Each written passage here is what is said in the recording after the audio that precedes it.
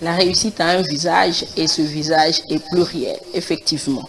Oui, la réussite est marquée souvent par les réalisations des projets ou encore de nos ambitions, voilà, l'atteinte des objectifs qu'on s'est fixés pendant un moment donné. Mais ça, c'est sur le plan personnel. Nous vivons dans une communauté avec des gens qui nous observent, la famille, les amis, des connaissances virtuelles via les réseaux sociaux et tout. Et là, il y a toujours des questions qui reviennent. Hein? Il y a toujours des questions qui reviennent. Voilà, ma chère, tu as fini tes études, tu as déjà grandi, quand est-ce que tu nous présentes le beau?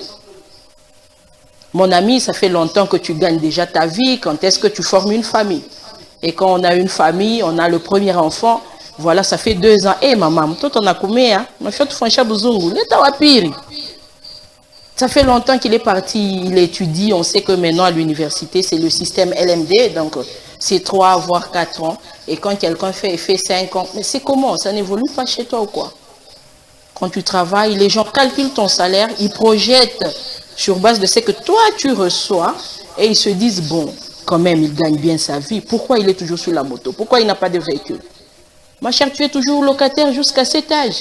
Mais ça ne va pas. Quand est-ce que tu construis? Il y a toute une série de questions que nous recevons au départ des personnes qui nous entourent et deux fois, on ne sait pas gérer parce que toutes ces questions forment une pression.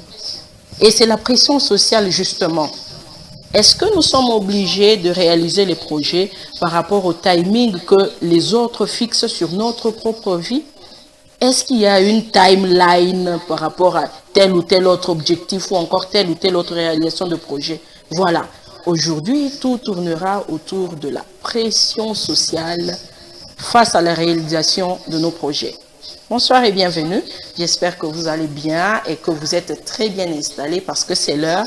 Et surtout, je vous ai toujours conseillé de prendre de quoi noter parce qu'il y a des conseils que peut-être vous n'entendrez plus jamais, mais une fois que vous notez, vous pourrez toutefois y revenir, faire référence à ça et évoluer à votre façon. Je ne suis pas seule, je ne veux pas vous ennuyer, non, non.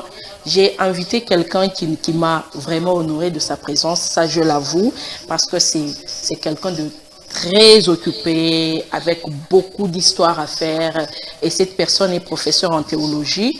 Et cette personne, c'est qui? Justement, c'est M. l'abbé Emery Chisso, à qui nous disons bonsoir et bienvenue. Bonsoir Madame Nathalie et bonsoir à tous les téléspectateurs. Voilà, une tête bien faite et surtout bien pleine. Ça, je le dis et j'assume mes mots. Avec lui, on va parler de cette pression sociale que j'ai précitée dans le thème. Alors, monsieur l'abbé, est-ce que selon vous, la pression sociale est une bonne ou une mauvaise chose?